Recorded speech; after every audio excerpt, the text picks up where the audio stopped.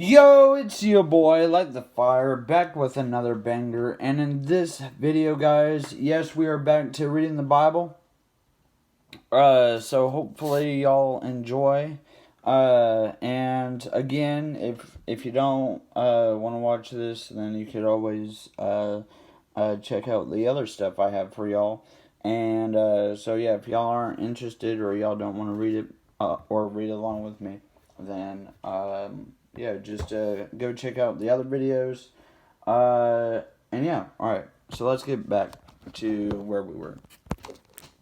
So we read basically some of this, but I was thinking, why not restart on this because I didn't really read the full thing. But anyways, so this is Genesis number 6 and 1. All right, here we go. Wickedness in the world. When human beings began to increase in number on the earth and daughters were born to them, the sons of God saw that the daughters of humans were beautiful, and they married any of them they chose. Then the Lord said, My spirit will not contend with humans forever, for they are mortal. Their days will be 120 years. So basically, apparently, people can live to 120. Anyways, the Sorry if I butcher the names. Just gonna leave that out there. So the Nephilim were on the earth in those days, and also afterward, when the sons of God went to the daughters of humans and had children by them. They were the heroes of old, men of renown. The Lord saw how great the wickedness of human race had become on the earth, and that every inclination of the thoughts of the human heart was only evil at the time. The Lord regretted what he had made human beings on the earth, and his heart was deeply troubled. So the Lord said, I will wipe from the face of the earth the human race I have created, and with them the animals, the birds, and the creatures that I've made them. But Noah found favor in the eyes of the Lord. So basically, apparently, God regretted making what he made, and so he made the flood, and that's what basically this will talk about. It says, this is the account of Noah and his family. There was righteous man, blameless among the people of his time, and he walked faithfully with God. Noah had 3 sons, Shem, Ham, and Japheth. Now the earth was corrupt in God's sight, and was full of violence. God saw how corrupt the earth had become, for all the people on the earth had corrupted their ways. So God said to Noah, I am going to put an end to all people, for the earth is filled with violence because of them. I am surely going to destroy both them and the earth. So make yourself an ark of cypress wood, make rooms in it, and coat it with pitch inside and out. This is how you are going to build it. The ark is going to be 300 cubits long, 50 cubits wide, and 30 cubits high. Make a roof for. And then it says, 15 says Septuagint, Vulgate, and Syriac. Hebrew very well. 16 Nod means wondering. See verses 12 and 14, 22, or who instructed all who work in 25, Seth probably means granted. 26, or to proclaim. 2, Hebrew Adam. 6, father may mean ancestor, also in verses 7 to 26. 29, Noah sounds like the Hebrew for comfort. 3, or my spirit will not remain in. 3 is corrupt. 3, or corrupt. 14, the meaning of the Hebrew for this world is certain. 15, that is about 450 feet long, 75 feet wide, and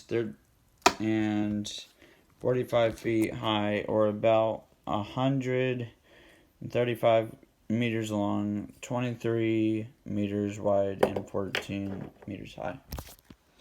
So it says, make a roof for, and if we go back over here, make a roof for it, leaving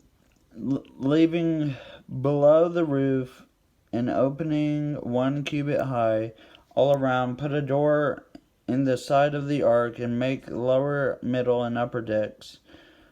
I am going to bring floodwaters on the earth to destroy all life under the heavens, every creature that has the breath of life in it. Everything on earth will perish.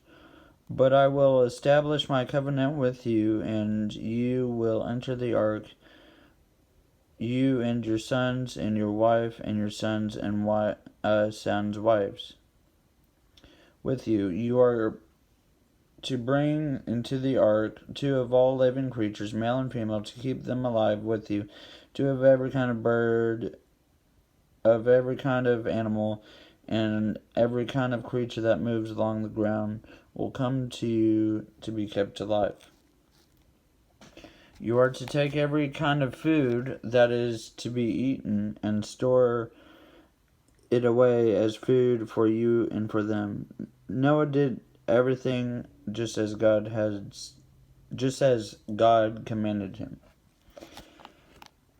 The Lord then said to Noah, go into the ark, you and your whole family, because I have found you righteous in this generation.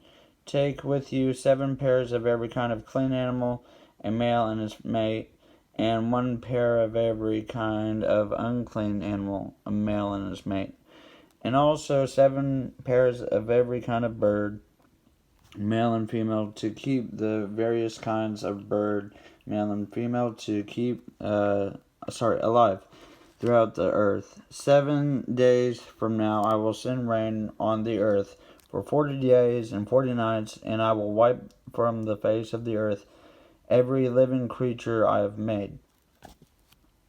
And Noah did all that the Lord had commanded him. Noah was 600 years old when the flood waters came on earth. And Noah and his sons and his wife and his sons' wives entered the ark to escape the waters of the flood.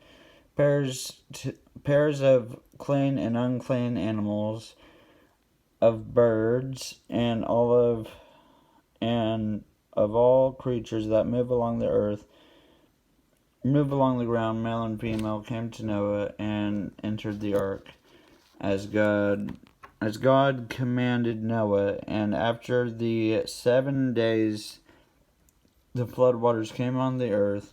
In the 600 years of Noah's life, on the 7th day of the 2nd month, on that day all the springs of the great deep burst forth, and the floodgates of the heavens were opened, and rain fell on the earth 40 days and 40 nights. On that very day, Noah and his sons Shem, Ham, and Japheth, together with his wife and the wives of the 3 sons, entered the ark. They had with them every kind of animal according to its kind, all livestock according to their kinds, every creature that moves along the ground according to its kind, and every bird according to its kind, everything with wings, pairs of all creatures that have the breath of life in them came to Noah and entered the ark. The animals going in were male and female, of every living creature, of every living thing, as God had commanded Noah. Then the Lord shut him in for 40 days. The flood kept coming on the earth, and as the waters increased, they lifted the ark high above the earth. The waters rose and increased greatly on the earth, and the ark floated on the surface of the water. They rose greatly on the earth, and all the high mountains under the entire heavens were covered. The waters rose and covered the mountains to a depth of more than 15 cubits.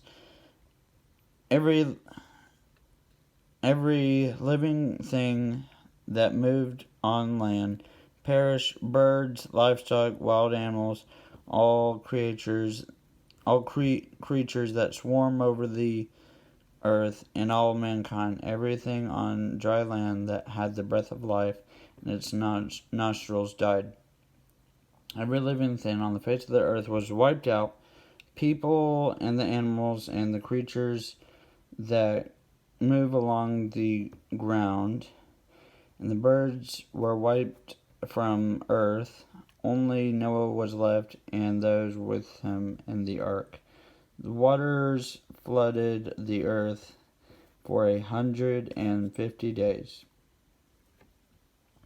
But God remembered Noah and all the wild animals and the livestock that were with him in the ark. And he sent a wind over the earth, and the waters receded. Now the springs of the deep and the floodgates of the heavens had been closed, and the rain had stopped falling from the sky. Then the water receded steadily from the earth. At the end of the 150 days, the water had gone down, and on the 7th day of the 7th month, the ark came to rest on the mountains of Ararat. The waters continued to recede until the 10th month, and on the first day of the 10th month, tops of the mountains became visible. After 40 days, Noah opened a window he had made in the ark, and he sent out a raven, and it kept flying back and forth until the water dried up from the earth. Then he sent out a dove to see if the water had receded from the surface of the ground. But the dove could find nowhere to perch, because there was water over all the surface of the earth. So it returned to Noah in the ark. He reached out his hand and took the dove and brought it back to himself in the ark. He waited 7 more days and again sent out the dove from the ark. When the dove returned to him in the evening, there in its beak was a freshly plucked olive leaf. Then Noah knew that the water had receded from the earth. He waited 7 more days and sent the dove out again. But this time it did not return to him. By the first day of the first month of Noah's 601st year, the water had dried up from the earth. Noah then removed the covering from the earth. Noah dried up from the earth. Noah then removed the covering from the ark and saw that the surface of the ground was dry. By the 27th day of the 2nd month, the earth was completely dry. Then God said to Noah, "Come out of the ark, you and your wife, and your sons and their wives. Bring out every kind of living creature that is with you, the birds, the animals, and all the creatures that move along the ground, so they can multiply on the earth, and be fruitful, and increase in number on it. So Noah came out together with his sons and his wife and his sons' wives. All the animals and all the creatures move along the ground, and all the birds, everything that moves on land, came out of the ark, one kind after another. Then Noah built an altar to the Lord, and taking some of all the clean animals, clean birds, he sacrificed burnt offerings on it.